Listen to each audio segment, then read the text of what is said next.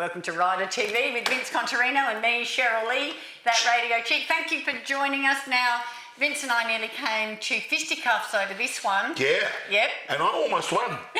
First time for everything. But you got him. I got him. Yes. Yes, Sam. one for me. Yeah. Score's 1 to 10 at the moment. Killing me. He's a great guy, very talented. Now, here, as we live in Australia, we call him Sam Racidi. But it's Sam Racidi. Like, a little bit like, not Mark Ricciuto, Mark Ricciuto. But that's by the by. Tomato, tomato. I just want to say Sam Racidi because, you know, if his parents or, you know, family are watching this, at least we got it right. Very respectful. Yeah. And he's Sicilian heritage like me. Yeah. I don't like him. Anyway. You got to speak to him? I got to speak, you know, I'm really excited about this one because what I like about this show is we expose a lot of people that wouldn't really get the time of day and knowing about their past. Sam has a rich musical history and so many different styles of music. He is an exceptional performer. He's a scream of a guy. He's a beautiful man. Yeah. And they did perform at the biggest event on the Adelaide social calendar for 2025. Cheryl's birthday. Weren't they great? They were amazing. They were amazing. And so were you. They let you stage invade for one song. That wasn't planned. No. Off they go. You know, isn't it wonderful how brilliant they can be? They just do their thing and everyone's happy. I hope you really enjoy this little expose that we're doing on Sam and all his various musical acts. We'll see you through the other side. All right, this is where you get your hands up. Get them up. Take that money, watch it burn. What? Take that money, watch it burn. Sing it with the best I learned. Take that money, watch it burn. Sing it with the best I learned. Take that money, watch it burn. Sing it with the best I learned. Hi, music lovers. Vince Contarino here, and I get excited about this sort of stuff because I get to meet people I know and admire and friends with. So today on Rider TV, we are talking to none other than Sam Racidi. Now, Sam Racidi is an actual Italian immigrant, came over here from Sicily with his folks way back in the 60s. It would have been the 60s. And without further ado, Sam Racidi. How you doing? Bella Vincenzo. Bravo, That's it. bello. We eat the food, we drink the wine, we sing. Good night. That's it. That's it. Beautiful. That's all we want to talk That's about. all we want to talk about. Sam, I usually do these without my glasses, Yes. but I needed it with you because there's so much. Thank you. I understand. And what age was it when you thought, I love music and this is what I want to do? You know what? I got my first electric guitar when I was 10. Okay. Yes. Was that here in Australia? Here in Australia. Yeah. So we migrated here in 65. I was 3.5 years old, just a little bambino from Sicilia, mate. And I always loved music. It was my dad that actually pushed me to take classical guitar lessons. Was he musically No, minded? he's a great singer, actually. Okay. He's a good singer. But I went to, like a lot of migrant kids, went to see Joe Ciceri. Yeah. So he's an interesting one we should have on the show. we should have him on the show. Yeah, so I was, 8, 9, and then when I turned 10, my uncle bought me an electric guitar. Yeah, because with Italian kids, it was usually the squeeze box or the guitar. Harmonica, yes. I went acoustic guitar. Yeah, oh, well, you did well. And so from then, it was just like you fell in love and that was it? Look, I fell in love, and it triggered something deep inside me that was always there. Yeah. Oh, and I loved it. I had to get out of the classical training, but I'm so glad that we did that because I can read some dots now, limited, but... well, Joe would have been responsible for that. Absolutely he was. Which is important. But viewers, this is an interesting story because here in Adelaide, we've got a lot of Italian migrants or children of Italian migrants. and their passage into, I mean, Italians love their music, like like many cultures, but they have their own specific sound.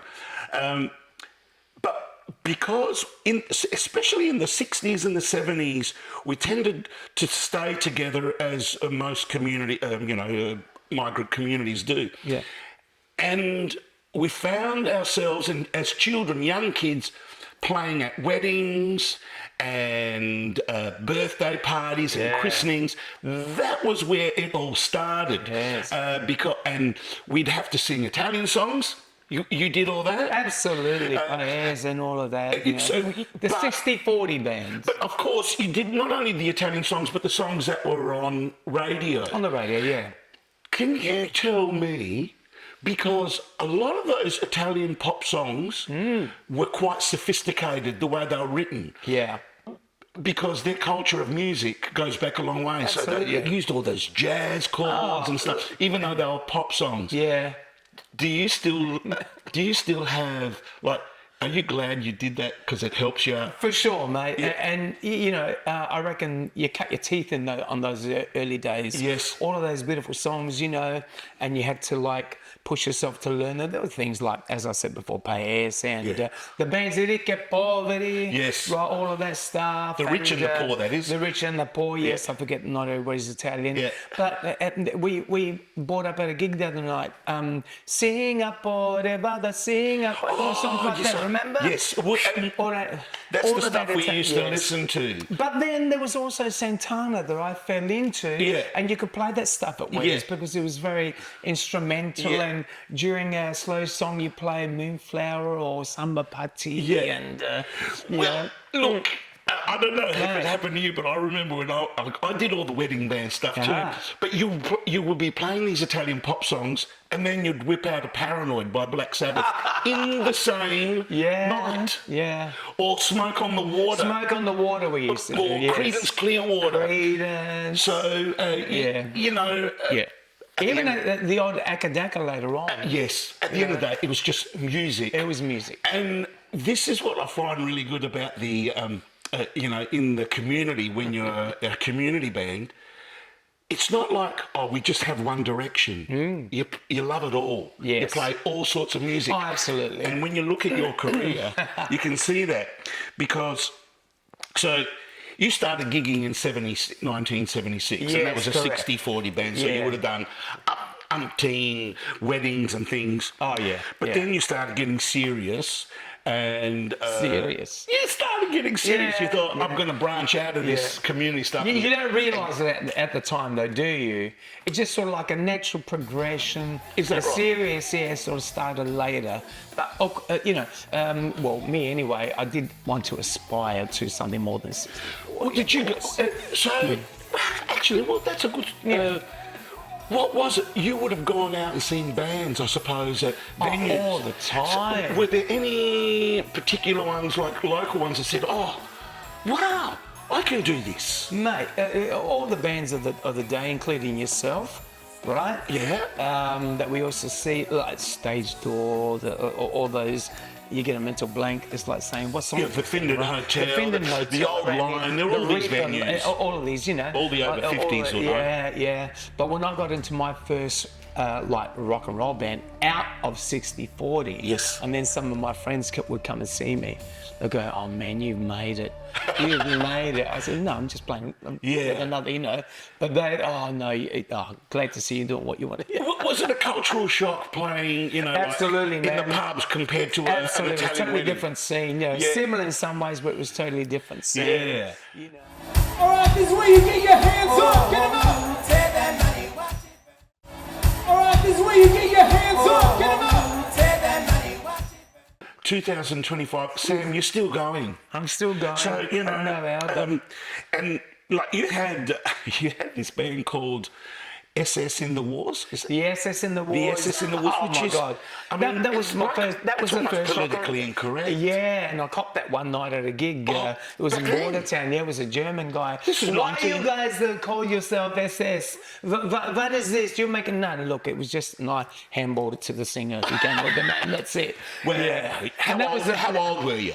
Like, Oh, look. he would have been 18 or something. Yeah, I was 18. 17, 18. 18, I was a young lad. You know. Yeah. I wasn't ready to deal with punters like that, mate. Yeah, but you know, we'll take the viewers back. That was like around the 80s. That was the time when even a little bit of theatre was coming into the gigs, like Brenton Roberts. Brenton Roberts on the attack, mate. Yeah, absolutely. He would bring theatre and rock and roll, so you would sort of like doing the same with Yeah, dress we up. would go see them, and he came to a couple of our gigs. You know, it was a great time. Every pub had a band, Yeah, and you just go and see them. That was the so entertainment. through the 80s, you know, you actually did cut your teeth on all this music, Yes.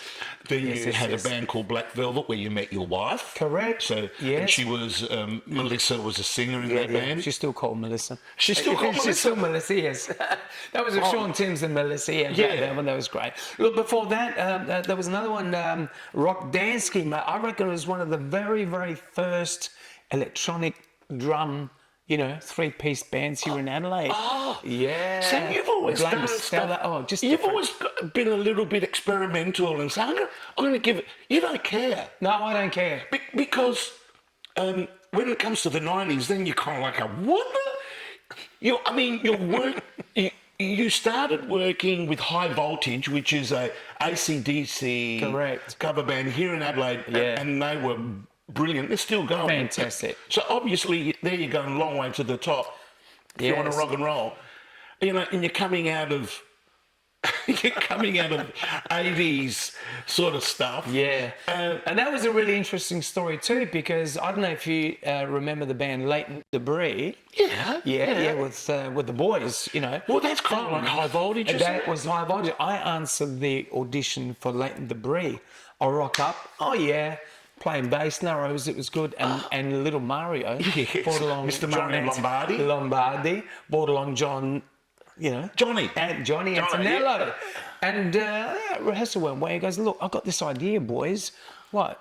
AC/DC thing, really? Yeah. So we all know, you know, an Akadaka tune or two. As soon as he opened his voice, Yes. no Latent Debris. I didn't even do one Latent Debris. It was all High Voltage from that point. It went from strength to strength. From strength to and you toured Australia with that. Yes, a lot. Yeah. So, you know.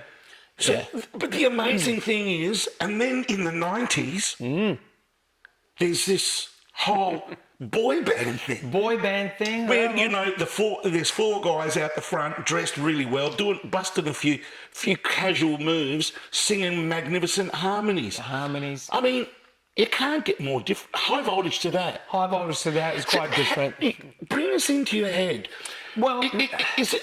I mean, we have to survive. I know there's always a financial choice, but I don't. It was. Tell me. oh, look, I've always liked jumping on whatever is different or whatever is happening at the time. Yep. But early, I like catching things a little bit early. Yep. And I've always loved the vocals. 2, 3, 4 part harmony thing. I mean, you got that in Boston and all the other rock and roll bands. So all of that stuff was always in me.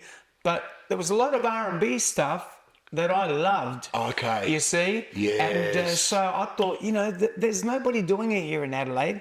And we rehearsed, and I found the personnel, which would have been like, you know. Hey, were you doing this before Human Nature? No. Oh, they were around already. Yeah, they had started too. Jeez, they've been around that long too. They've been around that long. Sorry to that's interrupt you, okay. yeah. And it was, in fact, they inspired a little bit because that Telling Everybody album of theirs and the other Melbourne band, CDB, heard it and said, look, I love this stuff. Yeah.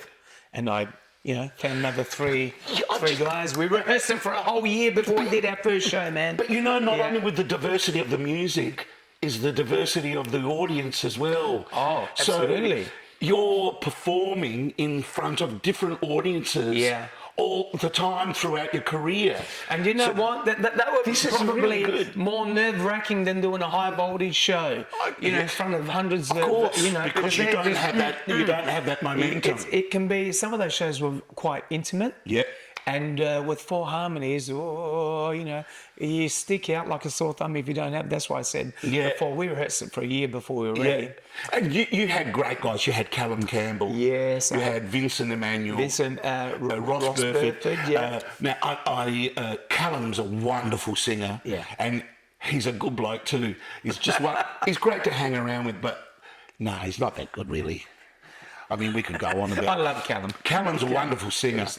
Ross and Vincent are exceptional musicians. Yeah. Ross Burford, I reckon he's got perfect pitch or something. Yeah, he does. Yeah, I don't think I could work with him. I did actually. Jesus Christ, no, he's brilliant. Yeah. Jesus Christ Superstar. So that worked exceptionally well. Yeah. So through the 90s, you did that, and that's when you decided to go as a professional musician. Correct. So you're obviously working jobs and stuff. How did you do it, Sam? Oh, look, I was in the photocopier business, being a technician. I did by day photocopier, scales, cash registers, technician. So you could print up your own posters and stuff. Yes. I thought you were going to say receipts. Who told you about that? But we won't go there.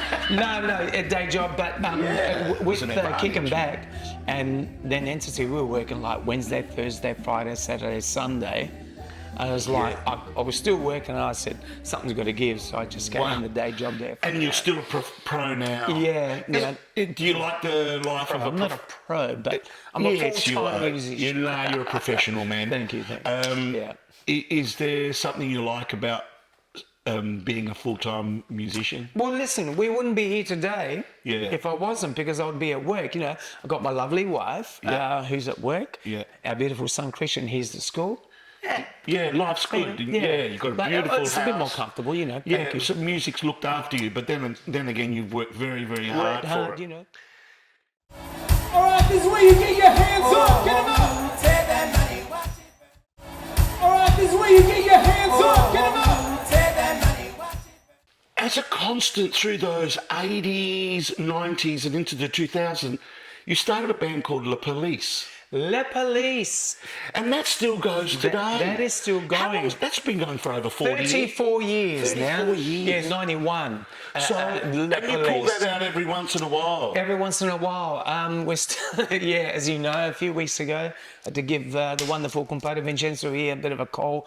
Vince, I've lost my voice. Mate. I'm in Melbourne. What do I do? Oh, you fixed me up, man. I felt so bad for you. But you did well. You did good. Yeah, we got through it. And La Police, it's one of my loves. I grew up with the Police, playing bass and singing it.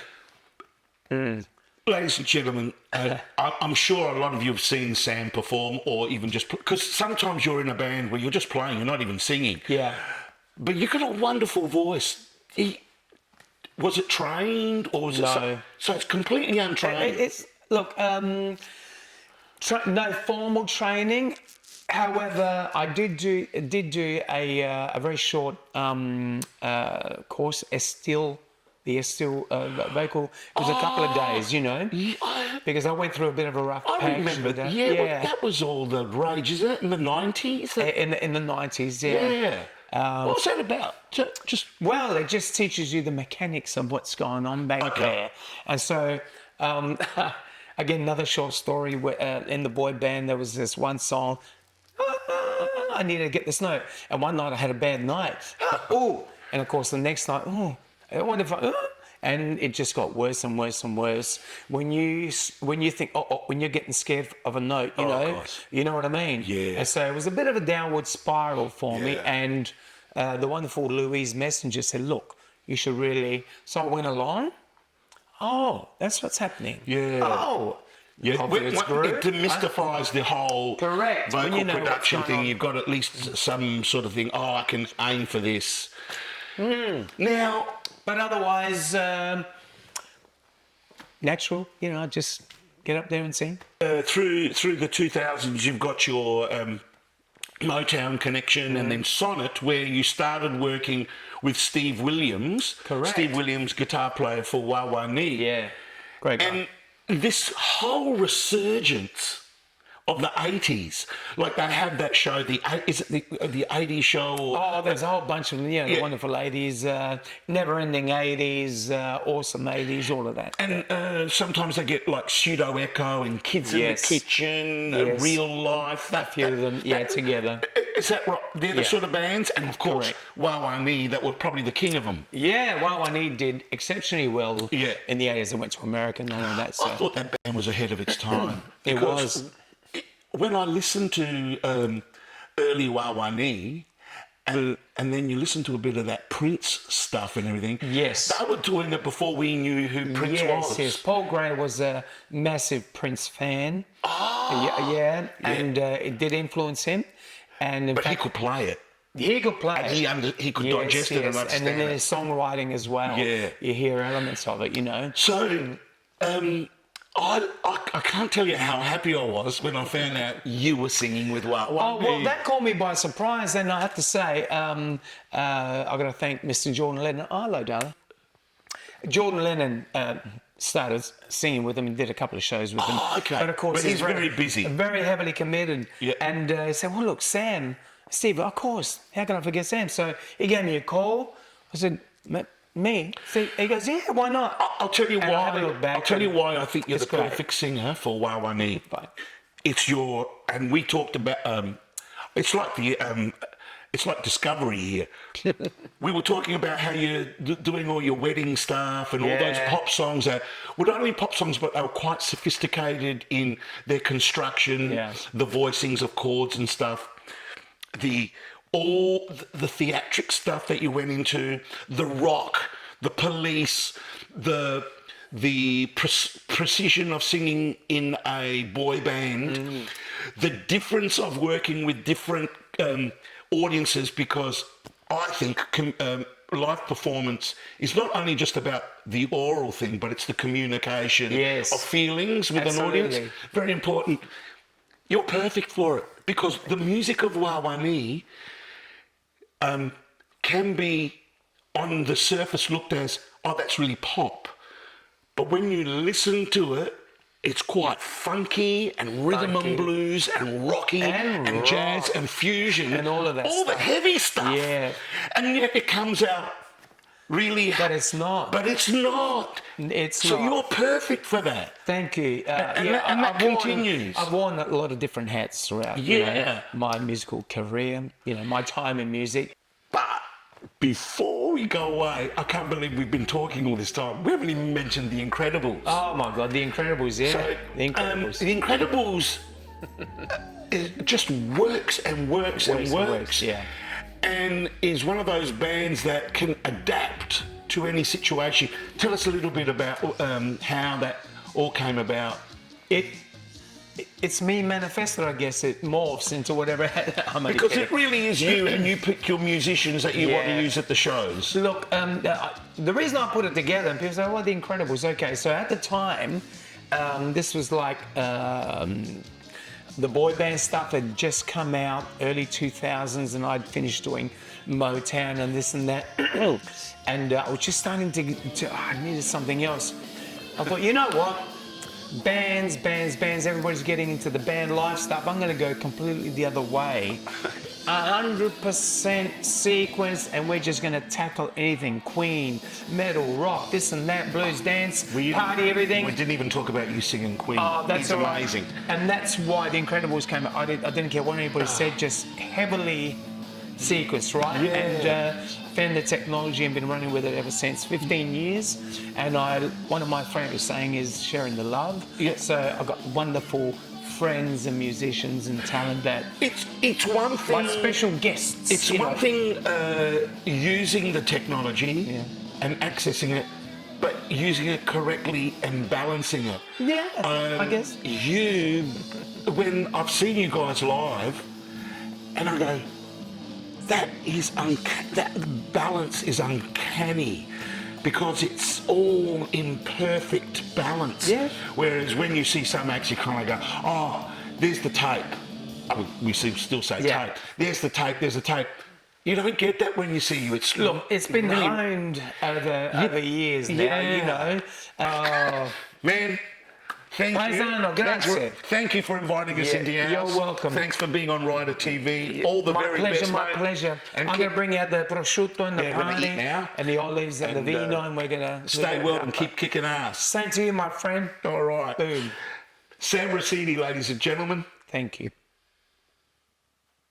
How good is he? And I can actually say that I've played with Sam in a band. Here we go. The bloody Yeah. tambourine. Got to play one song at my party to Cher dresses, Cher. Actually, you know what? I'd hate to say it, but she's spot on with the timing. You've had a lot of practice, haven't you? Lots of drinks. Yeah. No, Well, it was great. Pretty and good. They were so, generous to let me have a play with them. Well, you were the birthday girl, That's right. and you can play tambourine if you want to. That's right. What do they say? Look out, blonde chicken tambourine. See you same bat time Same back channel. next week. Ciao. If you love your Australian music and you'd like to get involved, all the staff at Rider TV are voluntary, and we do it because we love our music, we love promoting South Australian and Australian music. And if you'd like to be involved, if you'd like to sponsor an episode or sponsor a whole series, please get in touch at this email address below.